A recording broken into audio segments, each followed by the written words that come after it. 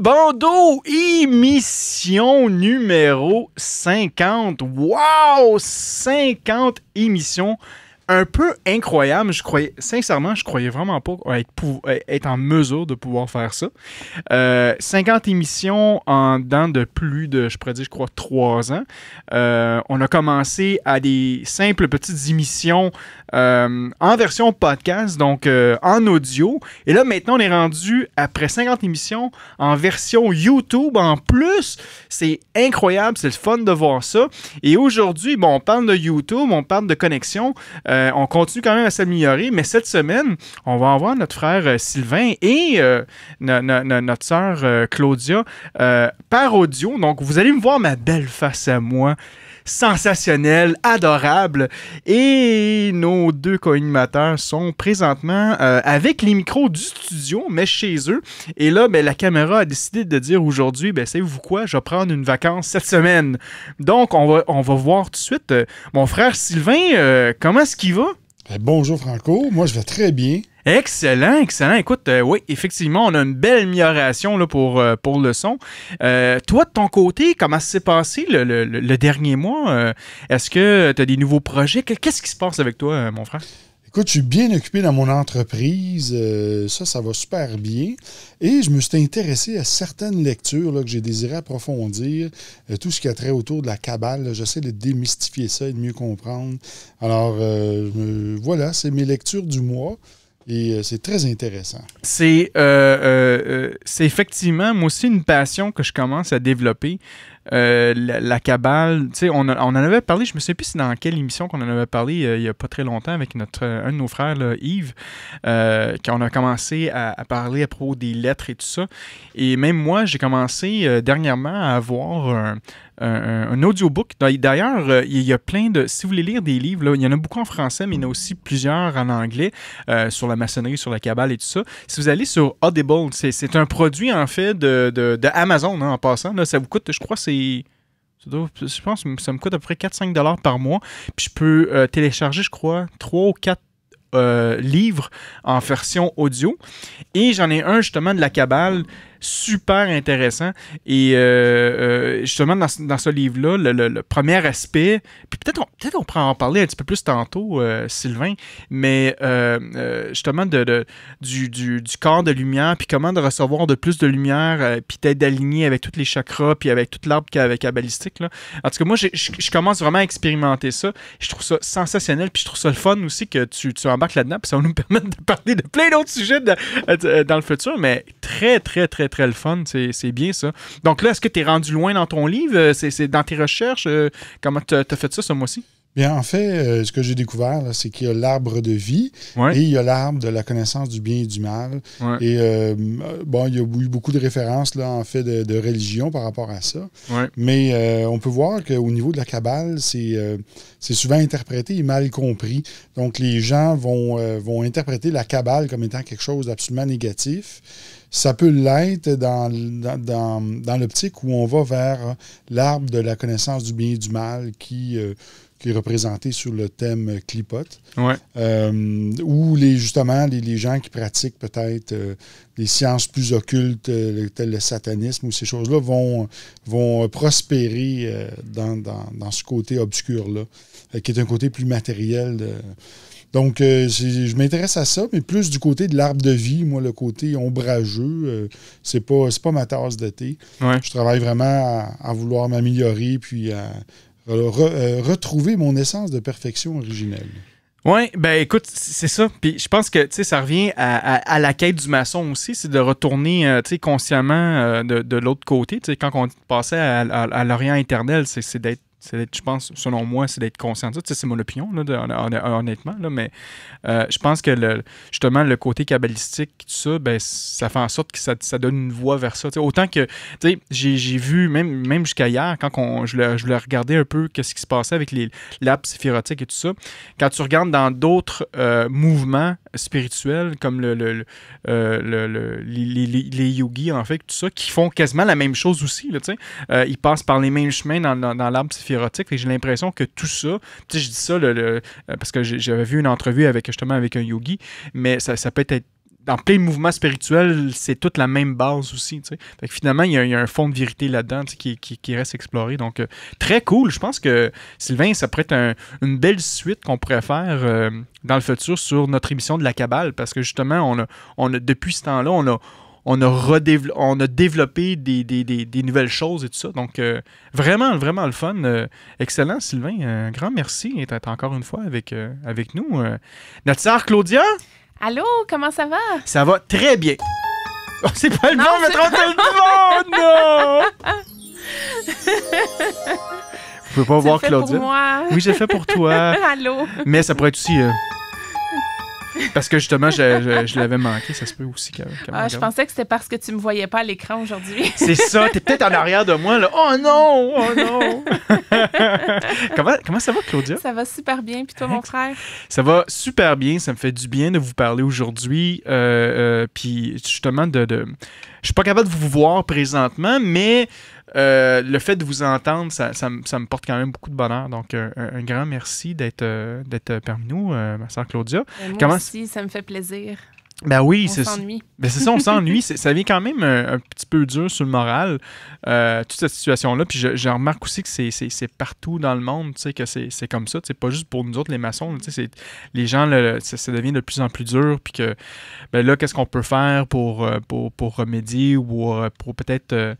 se motiver malgré toute cette situation-là. Donc, non, c'est bien qu'on ait un peu un temps pour nous pour faire ça. Donc, un grand merci d'être là. Puis toi, comment s'est passé ton dernier mois, Claudia? Ça s'est très bien passé. Moi aussi, je fais plein de lectures très intéressantes. OK. Oui, aussi sur la Kabbale. Ah oui. Écoute, on est tous là-dessus, c'est temps-ci. Bon, mon Dieu. Wow. On est toutes là-dessus. Mais je pense qu'en quelque part, le parcours maçonnique nous amène vers ça aussi, de comprendre qu'est-ce que c'est c'est plus souvent, nous, avec le RE2A, sous la forme de la Kabbale, mais tu sais, tous les chemins, comme on en parle, comme tu disais tantôt, les yogis, à travers plein de traditions, ça a été exprimé différemment, puis un peu dessiné, si on veut, différemment aussi. Et puis, pour en faire une représentation. Mais en quelque part, je pense que c'est des choses qu'on retrouve un peu dans toutes les traditions. Donc, je pense que c'est très intéressant, par contre, parce qu'on peut faire beaucoup de liens avec les loges maçonniques et tout ça. Donc, c'est une belle voie très intéressante à explorer. Oui, exact. Et bon, mais c'est excellent. J'ai quasiment le goût qu'on passe sur ce sujet-là parce qu'on a tout l'air super passionnés. En fait, bon, vous le voyez, c'est la 50e. C'est la 50e émission. Je le réalise pas encore. J'en ai fait beaucoup d'émissions dans ma vie, pour toutes sortes de concepts. Quand on parle de mon émission Deux gars, une fille, j'avais fait, je crois, au-dessus de 100 ou 150 émissions. Le H2O Show, j'étais rendu à 350 émissions. J'en faisais littéralement une à tous les jours. Fait que c'était quand même assez demandant. Franchir le cap de 50 émissions, je fais faire un tour de table pour vous autres. C'est quoi ça représente pour vous autres? Est-ce que vous croyez vraiment qu'après 50 émissions, on a tout couvert dans les sujets de la maçonnerie? Croyez-vous qu'on est capable d'en faire 50 autres émissions? C'est sûr que non. Non, c'est pas vrai. Non, c'est ça, ben, je pensais. Bon, on ferme le show. Donc, merci tout le monde. C'était super intéressant aujourd'hui. Ouais. Non, mais je pense que il y a tellement de sujets à couvrir. Puis je pense que aussi ce que nos auditeurs apprécient beaucoup, c'est justement qu'on ait beaucoup d'invités, des points de vue différents, des expériences différentes, parler des rites. Puis je pense en fait qu'on commence on est encore dans effleurer le sujet quand même relativement parce qu'il y a tellement de profondeur de ce qu'on peut aller. Ouais. Donc, non, je pense qu'on est loin d'avoir fini. Puis au contraire, Franco, je pense qu'on discute de beaux apports qu'on pourrait faire dans le futur pour nos auditeurs, pour nos Patreons aussi. Donc, je pense que c'est plutôt le contraire. On est plus sur une lancée de croissance. Oui. Et plus qu'on avance, plus qu'on va révéler le secret de la franc-maçonnerie. Bon. Et vous deviendrez riches, mesdames et messieurs. Vous deviendrez multimillionnaires et reconnus mondialement. Ça, c'est drôle, tu dis ça. Je sais pourquoi tu dis ça aussi, mais c'est que pour les auditeurs, en fait, qui ne savent pas, nous, de notre côté, on a 2 forums maçonniques qu'on gère. sur notre page Facebook. Donc, on a Franc-maçon québécois, qui est un regroupement juste de francs-maçons. Donc, pour rentrer dans ce groupe, tu dois être reconnu comme maçon, tout ça. Donc, on s'assure que ton identité, elle est bien reconnue et que en même temps, on soit capable de confirmer avec la loge et tout ça que tu es une personne digne et de bonne mœurs pour être qui est vraiment franc-maçon. Et ça, c'est une première partie d'un des forums. Et la deuxième partie, en fait, le second forum, c'est un forum, en fait, qui s'appelle la franc-maçonnerie au Québec, d'ailleurs. Si vous voulez en apprendre un peu plus sur la franc-maçonnerie, c'est un peu une extension de notre émission Sous le bandeau, mais c'est en général, ça veut dire qu'il y a plein de contributeurs maçons qui postent des articles, dont notre frère Franck Fouquerie, d'ailleurs. Ça fait partie en fait, on devrait en parler, mais notre frère Franck a sorti un nouveau livre. En fait, il a publié un nouveau livre. En fait, c'est une réédition d'un de ses livres. Je vais devoir aller chercher le nom exact de son livre, mais c'est un livre pour les profanes. Donc, c'est un livre d'aide pour les profanes pour en apprendre un peu plus sur la franc-maçonnerie. Et, donc, Franck va publier souvent dans ce canal-là. On a aussi Radio Delta. D'ailleurs, on les salue. C'est un de nos contributeurs, un de nos collaborateurs de l'émission. Donc, radiodelta.fr qui vont souvent mettre des articles aussi dans cette page-là. Et c'est une discussion ouverte entre les profanes et les maçons. Donc, quand les gens ont des questions et tout ça, ils viennent nous poser des questions. Et c'est moi qui fais la modération, en fait, de qui va rentrer dans le groupe. Et moi, c'est très simple. Je pose 3 questions. Donc, votre âge, si vous êtes franc-maçon, et pourquoi vous voulez vous joindre à ce groupe-là? C'est très simple. Hein? C'est 3 questions très basiques. Et là, souvent, je vais recevoir des demandes, soit qui sont vides, soit que je vais recevoir des réponses assez farfelues. Et là, cette semaine, hein, Sylvain, on a reçu une demande de Franc-Macon, OK? Franc-Maconnerie, OK? Qui voulait se joindre à nous. Donc, je me suis dit, c'est bien que la Franc-Maconnerie veut se joindre au groupe de franc-maçonnerie québécoise, en fait la franc-maçonnerie au Québec. Et là, je vais dans le profil pour regarder et je vois que c'est un profil, encore une fois, avec un numéro WhatsApp pour devenir littéralement Illuminati, si vous voulez dominer le monde. Et là, on voit des photos avec des bagues maçonniques en or, de l'argent, du pouvoir et tout ça. Là, ça disait que si vous êtes un politicien, un sportif, quelqu'un qui est important et tout ça, puis vous voulez être encore plus riche et plus important, veuillez contacter avec ce numéro WhatsApp. Et là, cette personne-là qui a créé ce faux profil-là voulait joindre notre groupe afin de propager sa bonne nouvelle. Et je trouve ça quand même farfelu, encore une fois, aujourd'hui, qu'on puisse voir ce genre de choses-là. Et je trouve ça drôle puis un peu triste aussi de voir ça. Triste parce qu'il y a des gens qui vont prendre ça au sérieux, qu'il y a des gens qui vont vraiment croire qu'il y a une opportunité là. Puis Sylvain, je pense que tu en avais déjà parlé dans le passé, des fraudes, puis ça fait partie de ce genre de fraude-là. Exact. Puis on parle de combien de pourcentage déjà des gens qui pouvaient accepter ce... Bien, c'est une statistique qui n'est pas seulement dans ce type de fraude-là, mais tous les fraudes téléphoniques, là, lorsque on vous appelle pour avoir votre numéro d'assurance sociale, vous dire que votre numéro d'assurance sociale a été usurpé, que vous devez payer des frais. Là, mais il y a 3% des gens qui se font prendre. Alors, les fraudeurs, dans la façon qu'ils pensent, là, qu'ils procèdent, ils se disent, on va prendre un robot qui va envoyer 1 million d'appels et il y a au moins 30 000 personnes qui vont se faire prendre dans ça. Et si ces 30 000 personnes paient, par exemple, 400 €, ça peut représenter 12 millions de dollars. Et tout ça en l'espace de 2-3 semaines. Fait que c'est quand même... C'est fou, là. C'est vraiment incroyable. Donc c'est ça, tu sais... le fait de voir ça, je trouve ça quand même très drôle, mais le fait que avec tout ça, ça fait en sorte que des fois, les gens vont, quand ils vont voir la maçonnerie, ils vont dire c'est ça la maçonnerie, mais en réalité, c'est pas ça la maçonnerie. Puis il y a beaucoup de groupes comme ça sur Internet. Puis le fait de pouvoir bloquer ces gens-là à fur et à mesure, ça me donne quand même un certain bonheur de pouvoir faire ça. Pour rassurer les auditeurs, il faut savoir que le propre d'un fraudeur, là, c'est de trouver la faille dans un système. Ouais. Donc, ils vont utiliser la maçonnerie, les Rose-Croix, tout ce qu'ils peuvent pour soutirer de l'argent. Donc, c'est pas un phénomène là, qui vise uniquement la maçonnerie. Oui, c'est ça. Puis aussi, vous ne serez pas sollicité pour rentrer en maçonnerie. C'est la personne qui doit faire la demande. On appelle ça cogner à la porte du temple. Donc, ça doit être l'initiative personnelle. Il n'y a personne qui va vous dire « Hey, viens rentrer en maçonnerie, ça coûte 2 000 $. C'est pas le processus habituel. Là. Non, c'est ça. Mais bon, tout ça, c'est cette semaine, ça s'est passé, ce genre de choses-là. Puis, je trouve ça super intéressant quand même de voir ça, qu'il y a encore des gens qui s'essayent à gauche puis à droite. Sinon, dans les nouvelles, écoutez, dans le monde maçonnique présentement, on a en fait le site de iram.be qui ont décidé maintenant de devenir payant. Donc, la plupart des articles maintenant sont rendus payants. Et pour les lire, ça coûte c'est un abonnement de 10 € par année. Donc, c'est quand même pas beaucoup. Je sais que ça fait quand même réagir la planète Internet maçonnique là-dessus.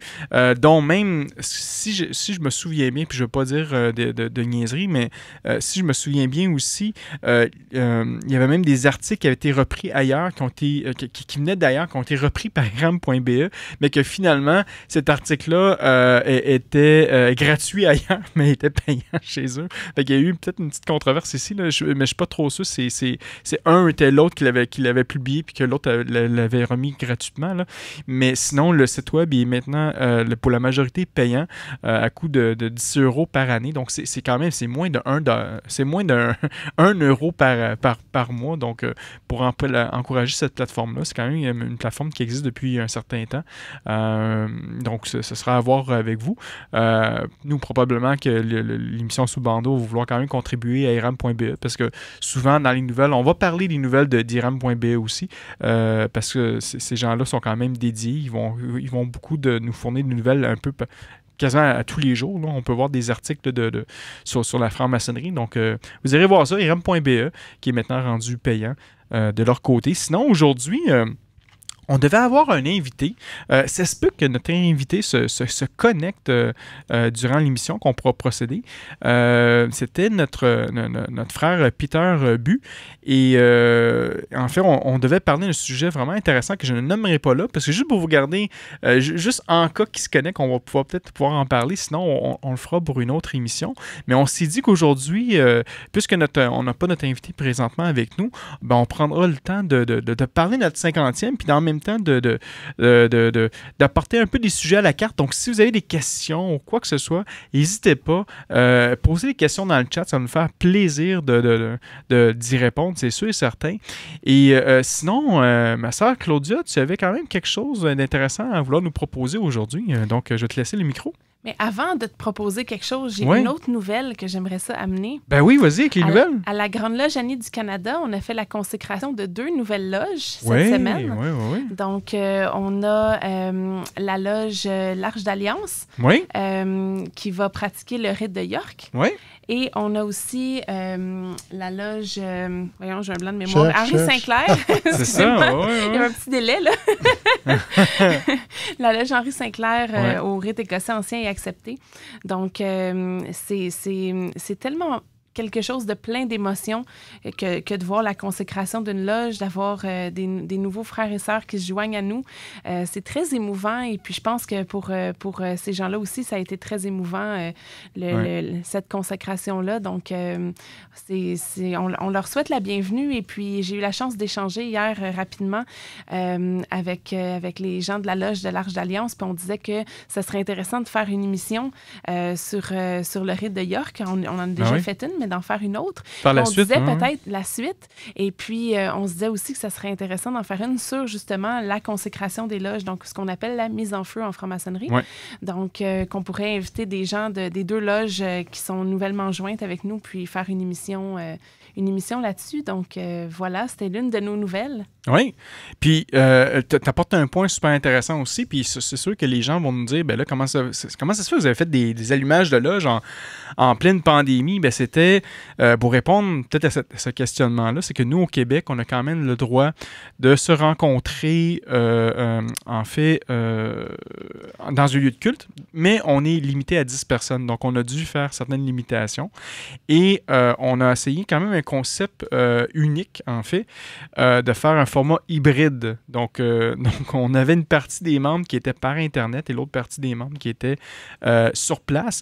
C'est quelque chose d'intéressant. Je ne dis pas que c'est quelque chose qu'on pourrait peut-être répéter nécessairement après la pandémie, mais pour la cause, la maçonnerie doit quand même s'adapter avec le temps. Je ne sais pas qu'est-ce que vous en pensez, c'est peut-être quelque chose qu'on pourrait peut-être discuter de voir ça, mais il y a toujours quand même le risque que ça se ramasse sur Internet. C'est sûr qu'on fait attention à qui qu'on envoie cette invitation-là, mais dans cette situation-là, ça a permis quand même à des frères et sœurs qui sont confinés présentement, qui ne peuvent pas sortir, qui vivent probablement de solitude et tout ça, de pouvoir participer et d'être là quand même, pas physiquement, mais d'être là pour participer à cet allumage et à ce moment de bonheur-là. Parce que comme tu disais, ma sœur, on a notre invité qui commence à se connecter, c'est bien.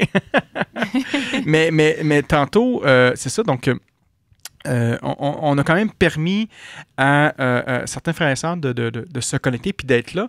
Toi, ma sœur, comment tu vois ça éventuellement, les loges dans le futur? Est-ce que tu vois justement une possibilité qu'on ait un format hybride comme qu'on a fait finalement d'avoir des gens en présentiel et des gens par Internet? Au début, je t'avoue, j'étais quand même un peu réticente. Parce que l'espace sacré, c'est quelque chose qui est quand même très important. Puis des fois, d'amener la technologie, tout dépendamment comment c'est géré, ça peut être un peu distrayant ou ça peut sortir du côté sacré de la chose. Après l'expérience, j'ai trouvé que... c'était mieux que j'avais pensé. Je pense qu'on a réussi à trouver ce côté sacré-là. Ça n'empêche pas que c'est quand même pas la même chose, mais on avait parlé à un moment donné de l'idée de créer une loge Internet, puis de faire des tenues Internet. Et puis ça, je trouverais ça vraiment intéressant. Je ne sais pas si toutes les loges, on devrait toujours faire nos tenues hybrides. Je pense que ça serait peut-être un peu extrême. Mais en contrepartie, qu'on ait cette possibilité-là, puis qu'on ait peut-être justement la possibilité d'avoir des tenues qui sont hybrides ou des tenues qui sont virtuelles. Je trouve ça super parce que autant que c'est une belle expérience d'être coupé de la technologie qui peut parfois être un métaux qu'on veut laisser à la porte du temple, autant que les échanges qu'on a eus avec certaines personnes qui sont un peu partout, c'est tellement enrichissant. On a la possibilité de rencontrer plein de gens, on a la possibilité de pouvoir échanger avec eux grandement. Et puis, moi, j'ai trouvé ça extraordinaire. Donc, je pense qu'on pourrait peut-être créer quelque chose comme ça, et puis qui nous permettrait justement d'avoir des loges Internet avec des gens d'un peu partout dans le monde, parce qu'on en a régulièrement des visiteurs d'un peu partout.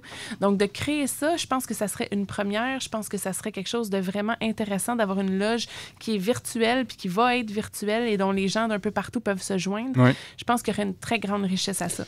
Moi aussi, j'abonde dans ce sens-là. D'ailleurs, vendredi dernier, on a assisté à une tenue où il y avait quelqu'un de l'île de la Réunion qui était présent.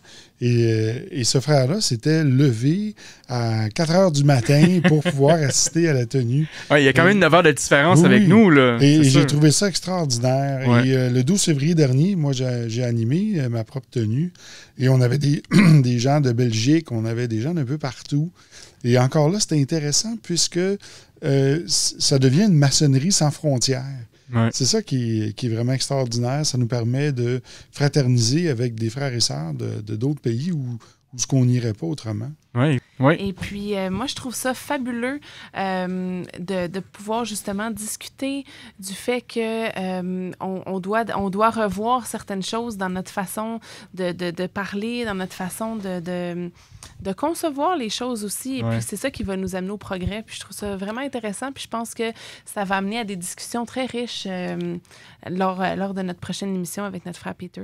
Oui, c'est ça. Là, comme vous l'avez pu entendre aujourd'hui, il y avait quand même certains problèmes audio. Là, ça coupait un peu ici. Des fois, je le comprenais. Des fois ça coupait un peu. Puis il y a de nos auditeurs qui nous disaient que finalement, ça fonctionnait plus ou moins bien. Je vais voir peut-être avec la version finale de l'audio. Est-ce que ça s'est mieux reconnecté? Là? Des fois, on a toujours une meilleure qualité à la fin. On pourra voir. Mais sinon, c'est sûr et certain qu'on va répéter cette expérience-là parce que notre frère Peter a quand même beaucoup de vécu. C'est quelqu'un qui a vécu plein de choses. Juste le fait de repartir la maçonnerie en Slovaquie, absolument incroyable. En 50 ans de maçonnerie, de passer de une loge à 6 loges, c'est sensationnel. Donc, puis d'écouter tout ça, moi, ça m'a vraiment passionné. Puis, en fait, de changer le terme, de dire régulier et irrégulier, c'est quelque chose que Je pense qu'on en parle souvent, Sylvain, d'essayer de changer ça ou même de parler de côté libéral ou régulière, de changer cette vision-là et tout ça. C'est quelque chose quand même... de mon point de vue, c'est des grosses crises de statut d'ego. C'est comme si moi, je rentrerais dans un restaurant puis je dirais « Ah bien, moi, je suis franc-maçon, vous devez me servir en premier. » Excuse-moi, là, c'est une attitude dépassée. Puis... Ça démontre juste où ce que tu es rendu. Si un maçon se comporte comme ça, puis il peut dire à d'autres maçons, non, toi, t'es pas un maçon parce que t'es pas à la Grande Loge d'Angleterre. Excuse-moi, là, tu vaux pas cher. T'as rien compris de la maçonnerie si tu penses comme ça. Oui, mais ça, comme je te disais dans mon exemple que j'avais dit précédemment, je donne... Je crois pas que c'est la majorité, mais il y a encore... Des pensées comme ça, tu sais. Puis le fait de... Puis ça revient encore à une preuve de dire que est-ce que tous les maçons sont unis présentement? La réponse est non, tu sais. Ah non, on est très loin du nouvel ordre mondial qu'on nous attribue. Oui, mais c'est ça, tu sais. On est à des allées-lumière de ça, mais si tranquillement, on est capable de voir qu'il y a des exemples qui se font présentement de rapprochement, dont, tu sais, comme je disais tantôt, l'exemple de nous, là, tu sais, avec la Grande Loge Génie, la Grande Loge du Québec, qu'on a quand même réussi à avoir quand même une certaine connexion. Peut-être c'est drôle à dire, mais le terrain neutre présentement, c'est peut-être l'émission Sous le bandeau. Fait que c'est bien de voir ça. Éventuellement, comme qui disait, peut-être qu'on pourrait avoir des tenues, des tenues blanches ouvertes avec peut-être un frère de la Grande Loge du Québec qui pourrait lire une planche, comme ça. C'est en zone neutre aussi. Il n'y a pas vraiment de rituel et tout ça. C'est comme le tenue blanche ouverte, c'est fait pour les profanes en tant que tel, donc n'importe qui peut être présent. Ce serait quelque chose peut-être aussi intéressant qu'on pourrait faire. Ça serait exploré. Je crois que le fait qu'il y ait de l'ouverture, que c'est déjà que ça fonctionne déjà en France, à ce qu'on peut voir avec toutes les puissances maçonniques qui sont là. On est peut-être rendu là aujourd'hui. Moi, ça revient encore à tout le questionnement. Là, tantôt, au tout début, quand on parlait de loges hybrides par Internet, Internet puis en présentiel, je crois que tout ça, ça fait partie de l'overall de l'évolution de la maçonnerie, où est-ce qu'on va se rendre. J'ai l'impression que d'ici 5 ans, quand même, tout ça va changer. Puis on est en train de voir le début de ces changements-là.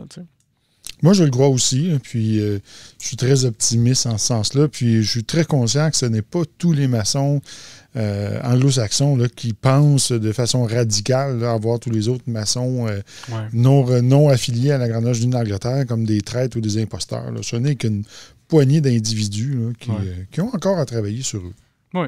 Je suis d'accord avec ça. C'est loin d'être la majorité, mais c'est souvent ceux qu'on entend le plus parler parce qu'ils sont très revendicateurs. Donc, c'est peut-être pour ça qu'on a l'impression des fois que ça prend beaucoup de place, mais je pense que ça en prend moins qu'on pense. Oui.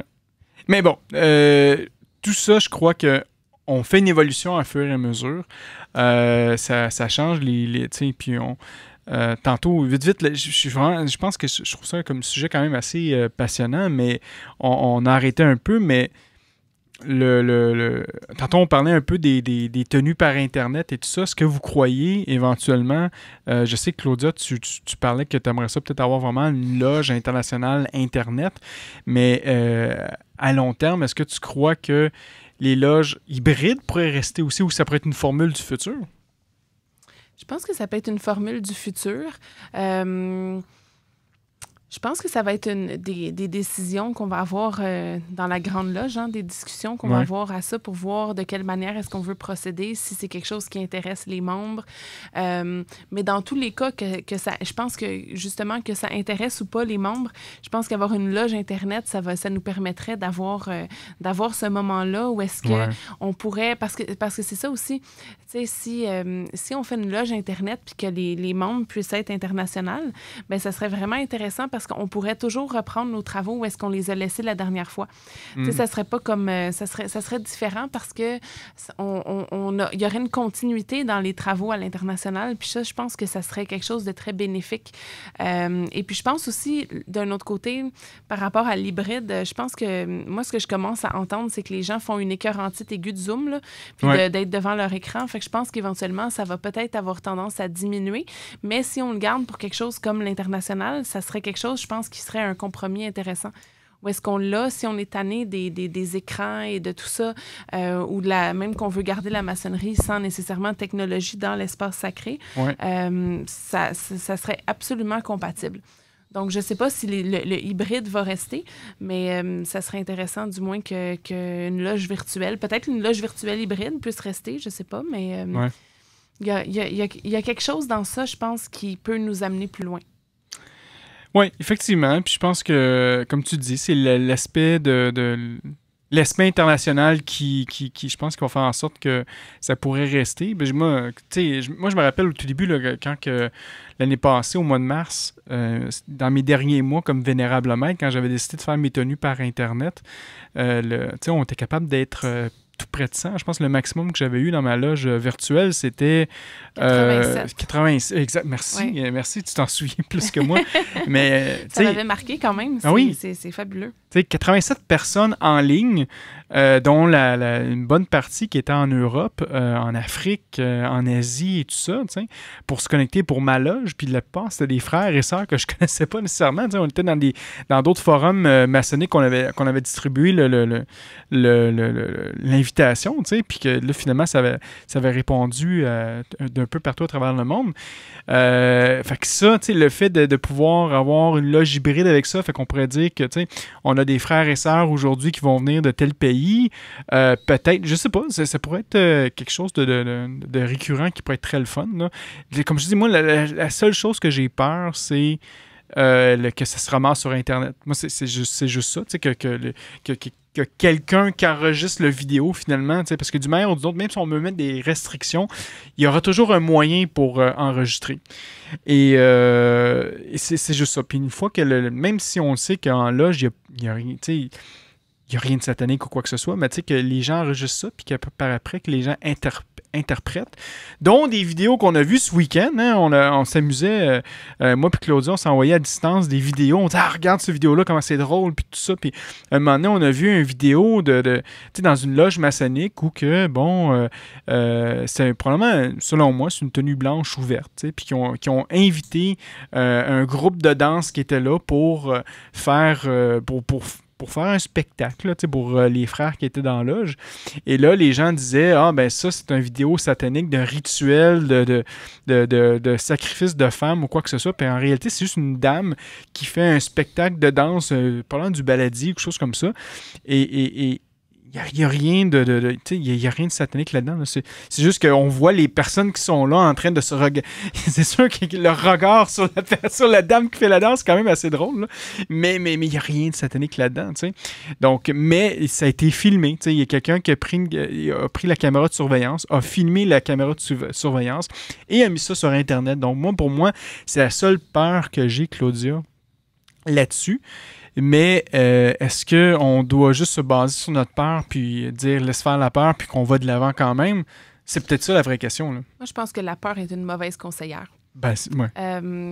Je pense que, justement, je comprends ce que tu veux dire. Puis, tu sais, honnêtement, dans la vidéo, donc, on a vu, là, on n'a aucune idée. Là, ça peut avoir été stagé. Les gens peuvent avoir rajouté les décors en arrière. Tu sais, c'est des gens qui n'ont pas de décor. Il y a juste des symboles qui sont en arrière. Mais, tu sais, ils peuvent avoir loué la salle.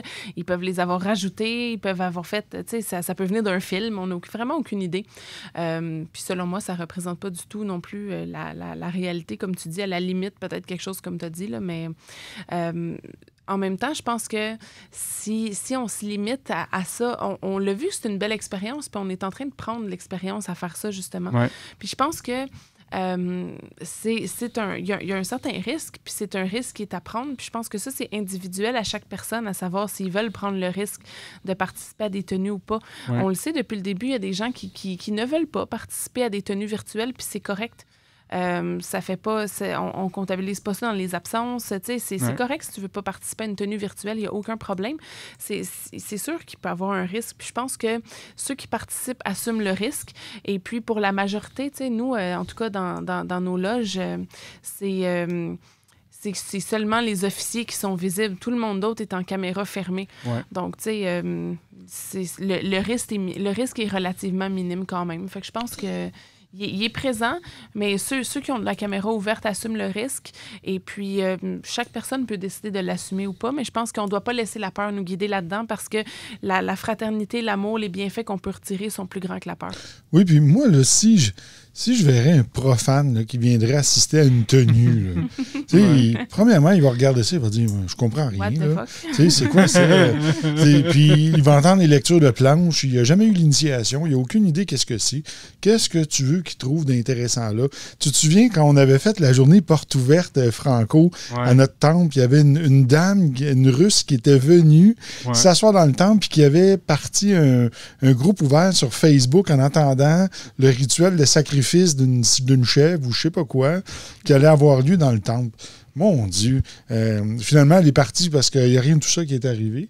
Tu sais, donc, les gens s'imaginent des choses, là, puis ils pourraient constater en regardant, en espionnant comme ça une tenue qu'il n'y a rien à s'inquiéter là. Écoute, je regarde les commentaires là, pendant que je vous parle, tu sais. Puis t'as Sylvain dans les commentaires qui dit, pas toi, là, un autre Sylvain, là. C'est drôle que tu me fasses un commentaire pendant que tu me parles. Mais ça dit, il me dit en fait qu'on parle des tenues qui sont sur laquelle hybride. Et c'est une possibilité, mais il faut faire confiance aux frères et aux sœurs. Il dit par contre, les initiations, les élévations, j'aurais une réserve. Mais ça, c'est sûr et certain, tu sais. Ah oui, c'est sûr. Mais le passage sur le bandeau, ça pourrait être possible, tu sais. Le passage sur le bandeau en version web, ça pourrait se faire parce qu'on pourrait... Moi, je suis pas d'accord avec toi. Moi non plus. Non? Ah oui, non. Pourquoi?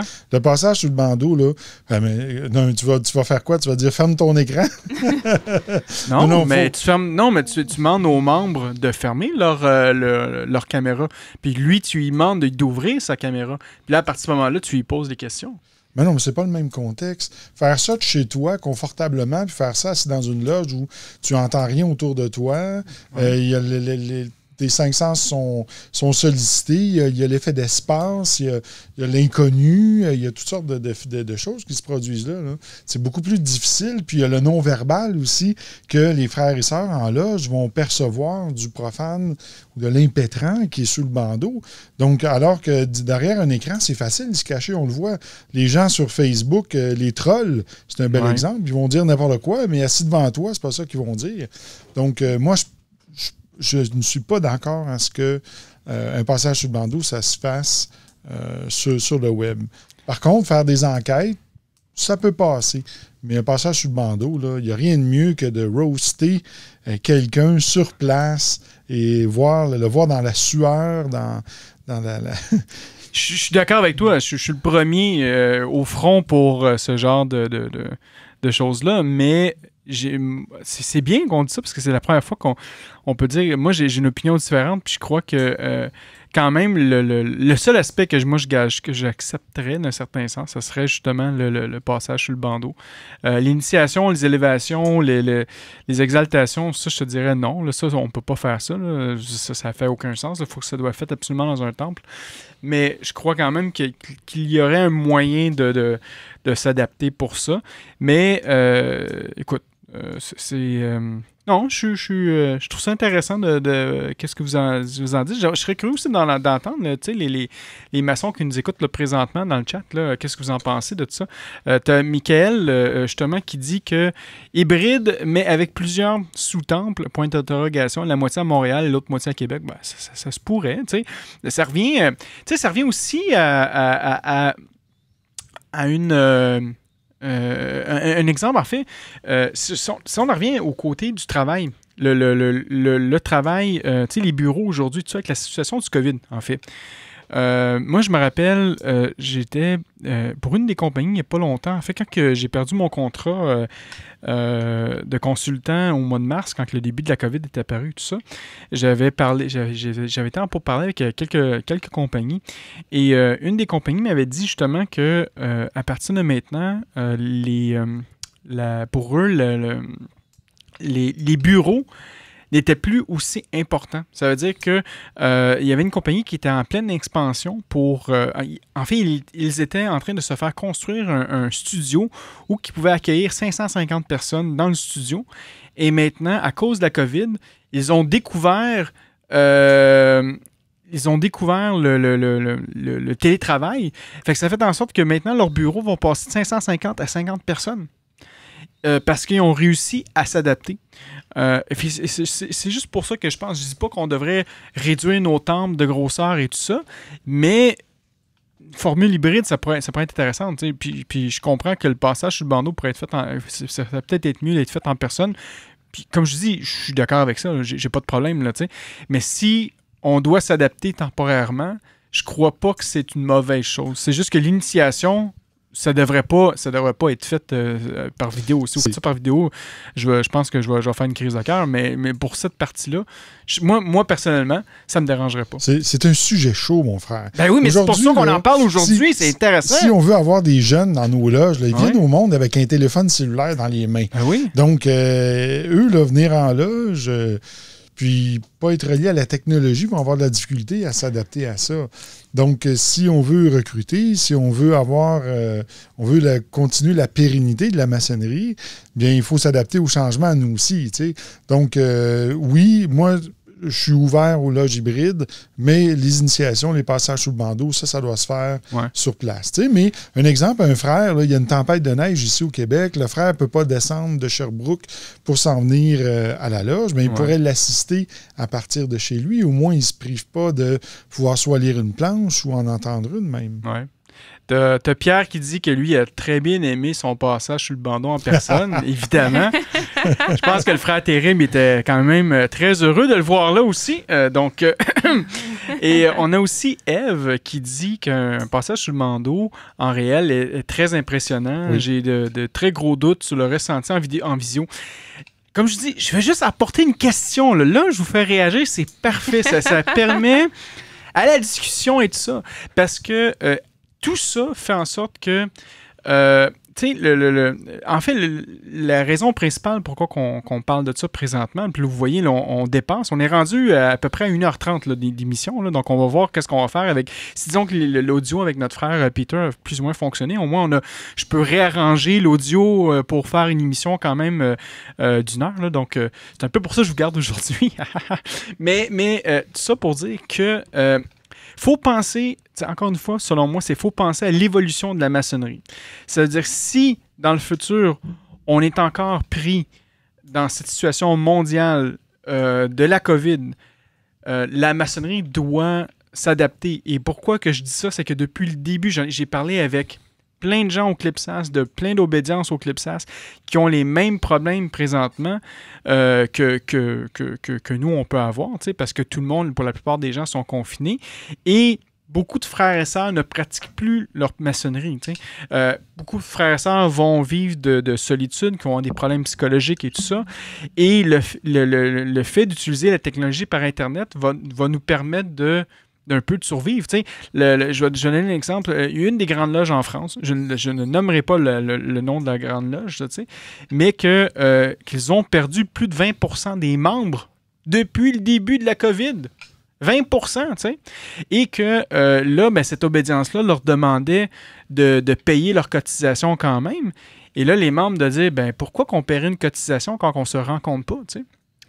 Et ça a créé toutes sortes de problèmes. Donc moi, je me dis, ben, si on est rendu dans cette situation-là, ça veut dire que la maçonnerie doit s'adapter avec certaines choses. Je ne dis pas qu'elle doit s'adapter avec des initiations et tout ça. Pour le moment, on est en confinement, on vit avec les restrictions, mais il y a d'autres choses qu'on peut faire en attendant. Et ces autres choses-là, ben, étaient entre autres ça, tu sais. Mais on n'aura pas le choix. Sinon, ça revient à la discussion qu'on a déjà eue l'année dernière, Claudia, sur est-ce qu'on croyait que la maçonnerie est en train de mourir. Et je crois que la COVID, présentement, ne nous aide pas dans cette situation-là. Je trouve ça intéressant ce que tu apportes. C'est sûr que en temps de pandémie, on n'a pas le choix de trouver des solutions relativement temporaires aussi, parce qu'il y a des choses qu'on ne fera peut-être pas par la suite. On a découvert, on pourra essayer de garder les bons côtés, comme les tenues à l'international qu'on fait, puis essayer de minimiser les choses moins intéressantes. Comme, tu sais, c'est sûr que pour moi, le passage sur le bandeau fait partie de l'initiation. Je sais que c'est pas le moment exact de l'initiation, mais ça en fait partie parce que c'est la première fois que tu vas en loge. C'est la première fois que même si tu les vois pas, tu rencontres tes frères et sœurs. Le vécu de ce moment-là très fort, selon moi, est très important.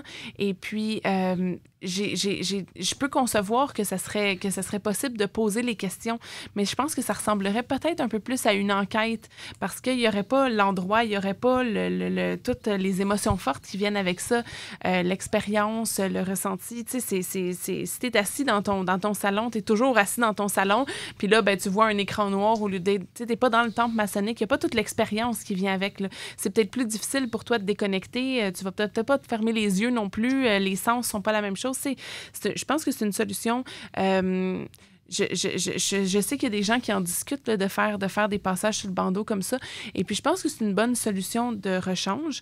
Je pense que si c'est possible, selon les endroits où est-ce que ça se discute, les pays et tout ça, si c'est possible de le faire en présentiel, mais en limité, avec des membres de la loge qui posent les questions à distance, je pense que c'est quand même plus intéressant que la personne qui passe sous le bandeau qui soit à distance. Ouais. Mais comme tu dis, en quelque part, il faut s'adapter, définitivement. Moi, je suis vraiment pour ça. Je pense qu'il faut s'adapter. D'une autre façon, je pense qu'il faut aller chercher les meilleurs côtés de ça.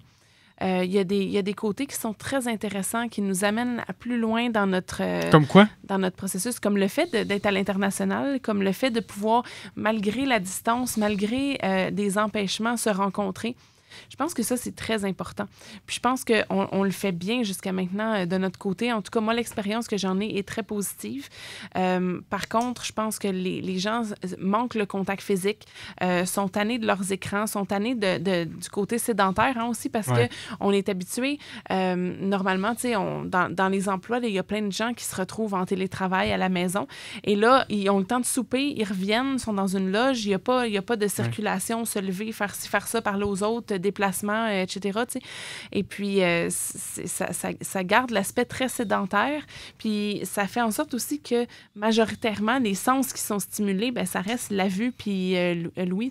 Ouais. Les autres sens sont moins stimulés. Et puis, l'expérience n'est pas la même. Donc, je pense que ça, c'est peut-être un côté qui serait intéressant à maintenir en cas de justement de déplacements qui ne sont pas possibles, en cas de loge virtuelle qu'on veut faire parce que là, on va aller vouloir chercher le bon côté. Mais tu sais, je pense à un frère à qui j'ai parlé vendredi passé puis qui me disait qu'il était en loge tous les soirs de la semaine via Zoom. Tu sais, il veut continuer son implication. Je trouve ça fabuleux. Mais à un moment donné, tous les soirs, après, surtout ceux qui travaillent et tout ça, qui passent la journée déjà en virtuel devant leur ordinateur, passer un autre 3 heures en loge virtuelle, c'est quelque chose. Ça fait quand même des 12 heures d'ordinateur par jour. Là. Puis, je le comprends tellement, ce frère-là. Là. Non, mais qu'est-ce que tu parlais? Tu parlais un peu de moi, en fait. Là, puis moi, dans ma situation, vous le savez, au Québec, on a un confinement de 8 heures le matin. De 8 heures le matin. De 8 heures le soir à 5 heures le matin. Donc, moi, je travaille de la maison, donc de 7 heures, entre 7 heures et 8 heures le matin jusqu'à 6 heures le soir. Moi, par après, j'ai 1 heure pour faire les devoirs de ma fille et 1 heure pour le souper avec ma femme puis mon enfant. Donc, ça fait en sorte que il est rendu 8 heures le soir. Je ne peux plus sortir, je ne peux plus rien faire. Donc, je suis confiné à la maison, je retourne, je vais à la télévision, tout ça. Donc, j'ai pas nécessairement le goût de retourner sur un ordinateur, tu sais. Et Claudia, tu sais, au début, quand j'ai commencé à faire les concepts avec ma loge Zénith, tu sais, pour les loges virtuelles et tout ça, à ce moment-là, j'avais perdu mon contrat de consultant en informatique. Et là, je faisais rien de la journée. Moi, j'étais heureux. J'étais quand même heureux. J'étais à la maison, j'étais relax, je m'entraînais, ça allait bien. Puis le soir, je peux dire, le soir, je vais faire une tenue, je vais aller sur Internet parce que je n'utilisais pas mon ordinateur. Mais là, maintenant, c'est le contraire. Je travaille 40-50 heures semaine sur mon ordinateur. Et là, je reçois ma tenue d'obligation par Internet. ben, ça devient très lourd pour moi, tu sais. Puis j'ai plus nécessairement le goût aussi d'être devant l'ordinateur, tu sais, parce que je suis toujours devant cet ordinateur-là, donc ça devient difficile. En plus, c'est tellement lourd pour lui que je l'invite à ma tenue et il vient même pas. C'est ça, tu vois? Puis la seule raison pour... Puis je sais que Sylvain, il m'en veut pour ça, tu sais. Mais puis c'est pas que je veux pas être là, c'est juste que je suis épuisé, tu sais. Je veux faire d'autres choses, tu sais. Puis je te donne un exemple, tu sais. Ce week-end, vendredi, moi, j'avais ma tenue d'obligation, tu sais, qui était là. Samedi, dimanche, on avait deux allumages de nouvelles loges, comme Claudia avait dit précédemment, tu sais. Puis là, aujourd'hui, on a l'émission sous le bandeau, tu sais. Donc, ça me fait quand même une fin de semaine extrêmement chargée, puis par après, je retourne à travailler de la maison, toujours du matin jusqu'au soir, à pas sortir ou quoi que ce soit. Fait que pour moi, le fait d'être sur mon ordinateur, ça m'empêche de faire des activités à l'extérieur, tu sais. Donc, c'est juste ça qui devient de plus en plus difficile pour moi. Mais, tu sais, on pourrait dire que tu as roulé ta pierre à l'écran tout le week-end. J'ai roulé ma pierre à l'écran tout le week-end, exactement, Sylvain. Mais c'est ça, tu sais. Mais pour d'autres personnes, tu sais, je vais prendre un exemple dans le chat. On a Eve qui dit « J'aurais aimé qu'il y ait des tenues virtuelles pendant le premier confinement. J'ai vécu ce confinement comme un abandon. » Tu sais, ça, c'est intéressant d'entendre ça, comme un abandon. J'ai cherché le moyen de travailler par moi-même et je vous ai découvert. Donc, depuis, je vous écoute à chaque mois. Ben merci, Ève, c'est bien gentil, tout ça. Mais avoir su avant qu'on aurait pu te rencontrer, je t'aurais dit, en fait, de nous envoyer un message en privé, puis j'aurais pu t'envoyer nos convocations, en fait, pour que tu puisses participer. Parce que nous, comme je disais, moi, précédemment, j'ai commencé, je pense, ma première tenue virtuelle, c'était au mois de mars, je crois. Mars ou avril. Avril, oui. Ouais, c'était avril. Oui, avril. J'avais fait... t'as peut-être raison avec mars. Oui, ça se peut. Ça se peut, parce qu'on avait commencé, on avait adapté le rituel. Fait que je pense que tu as raison. Mars. C'est ça. Mais tout ça, tu sais, oui. Mais au moins, c'est ça l'avantage maintenant avec Internet, tu sais, c'est qu'on est capable de se connecter. Il y a des forums maçonniques et tout ça, fait qu'on peut quand même avoir une certaine maçonnerie. Mais justement, c'est difficile, tu sais. Oui. Donc, c'est juste ça. Moi, selon moi, il y a une possibilité, comme tu disais, Claudia. Il y a peut-être des choses qu'on ne pourra pas nécessairement... Je suis aussi correct de faire les passages sur le bandeau en loge, on s'entend. Peut-être de faire d'une manière quand même hybride. Et ça pourrait être intéressant aussi. C'est qu'on emporte le profane dans le temple. Comme ça, on a 9 officiers qui sont là, tu sais. Et là, on met par Internet aussi les gens. Fait que là, les gens pourraient avoir des voix vraiment plus graves avec le système de son dans le temple qui font comme « Ouais, comme ça, vous avez dit ça. » Ça peut être intéressant. Monsieur Huard. Eh là. C'est ça, exactement. mais oui, tu sais, ça peut être intéressant, tu sais. Mais comme je dis, je suis pas fermé. Tu sais, pendant qu'on se parle, je reçois quand même des messages de frères qu'eux autres, ils veulent quand même essayer le passage sous le bandeau par Internet présentement. En fait, ils veulent l'offrir. Donc, tu sais, pour que la personne soit aussi confortable dans ce processus-là, tu sais. De au moins l'offrir, puis si la personne se sent plus confortable présentement de le faire par Internet, bien, ils le font par Internet. Sinon, ils vont inviter le candidat dans le temple. Donc, c'est une autre option. Mais je trouve ça quand même intéressant de voir ça. Où est-ce qu'on s'en va présentement? Est-ce que... OK, je vais vous poser une question. T'sais, on parlait tantôt, Claudia, d'une loge 100% par Internet. Est-ce que ça pourrait exister éventuellement une grande loge 100% Internet? En fait... Dans ce que je te disais tantôt, on en avait déjà parlé, mais hors d'onde. Fait que je pense qu'on peut le répéter en onde pour que ça soit intéressant. Ouais. Ce que j'ai l'impression qui serait nécessaire, parce que c'est un peu comme on disait, hein, les passages sous le bandeau, peut-être à la limite, mais les initiations, les élévations, etc., non. Là, c'est qu'il y a quand même quelque chose de sacré qui nécessite une certaine forme de présence. Donc, tu sais, ceux qui sont maçons le savent. Là. Donc, ça serait probablement une genre de loge de double affiliation. Peut-être pas d'affiliation, mais ce que je veux dire, c'est des gens qui sont déjà maçons, qui ont déjà été initiés dans des loges respectives, qui participent également aux travaux dans le but de faire des échanges à l'international, mais qui ont une loge mère où est-ce qu'ils ont leurs initiations, leurs élévations, etc., qui sont en physique, là, en présentiel. Ouais. Là. Et puis, donc c'est ça. Donc, tu sais, peut-être, s'il y a une grande loge, écoute, peut-être, s'il y a plusieurs loges virtuelles puis que ça devient très populaire, pourquoi pas? En même temps, ben je pense qu'il y a quand même ce côté-là où est-ce que nous, on ne vendra pas des kits à 2000 $ pour initier les gens en ligne puis leur envoyer une bague par la poste. Ouais. Donc, à ce moment-là, ça va nécessiter qu'il y ait les ressources. Puis vu que ça se veut une loge à l'international, ben on ne peut pas faire venir les gens de l'international pour qu'ils soient tous initiés, tu sais, ou quoi que ce soit. Là. Donc, je pense que ça serait peut-être plus quelque chose comme une genre de loge de double affiliation ou quelque chose comme ça. Peut-être qu'un jour, on va ouvrir notre courriel Google et que dans le menu, il va y avoir Google Masonic Lodge. Et là, tu vas commencer encore d'autres théories de conspiration. Parce que là, les gens vont dire, là le M de Google, c'est un tablier du RE2A. Bon. Mais tu sais, ça pourrait... Tu sais, là, on fait du brainstorming. En fait, moi, j'imagine là, tout ça. Tu sais. Puis je me dis que... peut-être même que ça pourrait être une loge virtuelle, mais interobédientielle. Ça veut dire qu'elle appartient, disons, à la Grande Loge unie du Canada, à la Grande Loge du Québec, qui appartient, je sais pas, au Grand Orient de France, puis ainsi de suite. Puis c'est une loge qui est commune pour tout le monde, puis qu'on puisse... C'est un forum, finalement. Ça devient un forum là, de discussion pour tout le monde. Ça serait fantastique. Ouais. Je sais que ça se fait. J'avais parlé avec un frère qui, éventuellement, va peut-être faire une émission avec nous, d'ailleurs, qui pratique un rite Noachite, qui est une loge, justement, interobédientielle pour des gens dans le milieu de l'aviation. Okay. Il pourra nous en parler plus longuement, mais c'est ça, il y a une loge, justement, que c'est plus au niveau du... comment je peux dire, du maritime, là. Ouais. Donc, la navigation, de ceux qui sont marins et tout ça, puis une pour l'aviation. Puis c'est ça, c'est interobédientiel, justement. Puis c'est des maçons de différentes obédiences qui partagent ce côté-là, puis qui partagent aussi l'envie de pratiquer ce rite-là, qui se rencontrent. Puis c'est interobédientiel, donc je trouve ça très intéressant.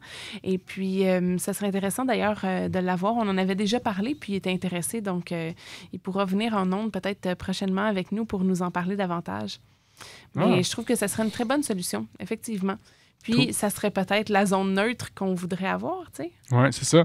On pourrait appeler ça la respectable loge de la zone neutre. Donc, à l'orient de l'Internet. C'est très bon. On a des concepts. On a des concepts, je vous le dis, là. On en a plein. Oui, mais là, les conspirationnistes vont dire que dans notre adresse web, puisqu'on a les www qui signifient 666, que ce serait des tenues sataniques. Bon, c'est ça.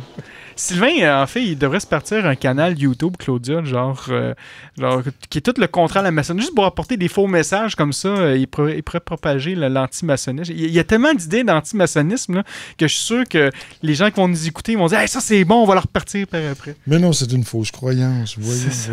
Mais c'est inspiré des fois de des choses qu'on voit qui sont pas tant loin. Hein? C'est ça. Mes frères et sœurs... officiellement, bon, ça fait quand même plus de 1h45 qu'on fait l'émission. Je sais pas ce que vous en pensez. On pourrait peut-être y aller avec vers la fin de l'émission afin de nous permettre de vaquer à nos fonctions durant le restant de la journée. Si on y va avec toi, ma sœur Claudia, pour ton mot de la fin. De la fin, mais je pense qu'aujourd'hui, un des thèmes qui s'est démarqué, c'est qu'on a quand même parlé beaucoup de l'adaptation puis l'avenir de la franc-maçonnerie. Ouais. Autant dans nos discussions qu'on avait avant que quand notre frère Peter est arrivé. Ouais. Et puis, je crois que c'est vraiment intéressant parce que il y a une belle tradition maçonnique qui n'a rien à voir avec les traditions profanes qu'on lui accorde, donc sur la façon de faire et tout, mais qui est plus dans le message, dans le vécu, dans la fraternité. Et puis, je pense que c'est ce qui doit être justement, qui est transmis à travers plein de voix, mais qu'on doit continuer, nous aussi, à transmettre, à vivre aussi à travers ça. Et puis que tous les moyens sont bons pour y arriver, d'ailleurs. Donc, je pense que faut aller au-delà de nos conceptions puis de nos préoccupations pour pouvoir vivre cette grande aventure-là qui est la vie et puis développer les outils, la fraternité, l'amour nécessaire. Donc, je pense que c'est dans ça que réside le futur de la franc-maçonnerie. Excellent. Si, En même temps, ben là, je veux remercier nos auditeurs en même temps qui sont avec nous depuis 1h45. C'est fabuleux. Ouais. Merci d'être restés. On vous aime beaucoup. On est toujours contents de vous voir. Et puis, à la prochaine. À bientôt. C'est ça. C'est ça. Merci, Marc-Claudia. Mon frère Sylvain, ton mot de la fin? Moi, je vais remercier la portion de gens qui sont pas maçons, mais qui sont curieux et qui voulaient se faire une idée autre que celle déjà entendue sur le web à notre sujet. Et d'ailleurs, ce mois-ci, Franco, on a eu la chance de faire une présentation sur le web, une soirée d'information sur la maçonnerie. On a eu plus d'une cinquantaine de participants. Et pour avoir posé un questionnaire avant d'accepter les gens, j'avais vu qu'il y en avait 40% dans ça qui faisaient partie de ces gens-là, qui étaient de nature complotiste, je dirais, et que par la suite, ils nous ont écrit suite au sondage et ils ont dit que cette présentation-là avait changé favorablement leur opinion à propos de la maçonnerie, qu'ils étaient vraiment contents de ce qu'ils avaient appris, puis que c'était différent de ce qu'ils lisaient et voyaient ailleurs. Alors, j'invite peut-être les frères et sœurs à travers le monde de faire cette initiative-là aussi, d'être plus présents, de faire connaître la maçonnerie sur le volet de ce qu'elle est vraiment et non de ce qu'on nous attribue. Et je trouve ça de valeur que la maçonnerie ne se défend pas. Je comprends dans un sens qu'on n'accorde pas d'importance à ces gens-là, puisque souvent, le fait d'être un complotiste, ça fait partie du principe de l'évolution, puis ce sont des gens qui cherchent aussi la vérité. Donc, je pense qu'on pourrait peut-être ouvrir un peu plus là-dessus, puis leur donner la chance à ces chercheurs de vérité-là de peut-être la trouver plutôt que de tomber sur des mensonges sur le net, là, qui vont juste les amener dans un chemin plus sinueux et qui vont les amener, qui vont les perdre en cours de route, en fait. Ben, tu sais que c'est ça, la mission de l'émission Sous le bandeau, c'est qu'on démystifier, voilà. D'apporter une autre vision de tout ça. Et puis, je pense qu'on le fait bien, là, pas qu'on décide de vouloir se flatter le dos encore une fois, là, mais je veux dire, c'est ça quand même notre mantra, notre motivation, en fait. Puis, ouais, tant mieux, tu sais. Puis moi, ça m'intéresserait aussi un jour qu'on fasse une émission encore avec des gens qui ont une opinion peut-être plus dure de la maçonnerie, puis qu'on s'assoit ensemble, puis qu'on en discute, là, tu sais.